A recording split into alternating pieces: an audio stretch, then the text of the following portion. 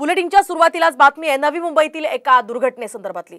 नवी मुंबईतील बेलापूरच्या शहाबाज गावामध्ये 4 मजली इमारत कोसळली आहे। या इमारतीखाली 2 ते 3 जण अडकल्याची भीती व्यक्त केली जाते।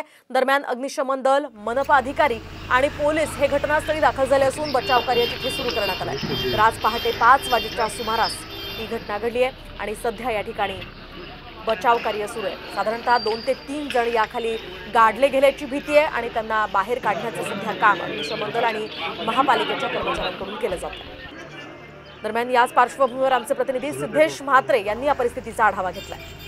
नवी मुंबईतील शहाबाज गावात 4 मजली इमारत कोसळल्याची घटना घडलेली आहे। मी सध्या याच शहाबाज गावात आहे, घटनास्थळी आहे। आपण पाहू शकता की रेस्क्यू ऑपरेशन जे आहे ते या ठिकाणी चालू आहे।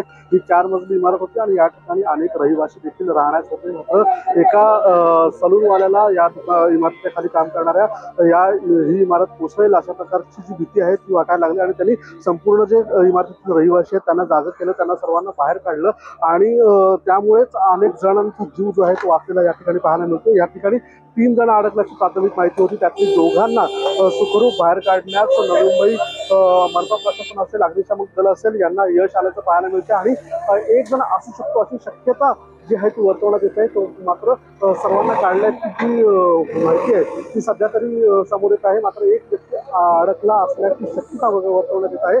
मात्र हा जो सर्व मलबा आहे तो मलबा काढण्याचं काम जे आहे ते सर्व अग्निशमन दल असेल, मनपा प्रशासन असेल यांच्या मार्फत करण्यात येत आहे आणि रेस्क्यू ऑपरेशन जे आहे ते अतिशय वेगाने या ठिकाणी सुरू असल्याचं चित्र पाहायला मिळतंय। सिद्धेश म्हात्रे, साम टीव्ही, नवी मुंबई।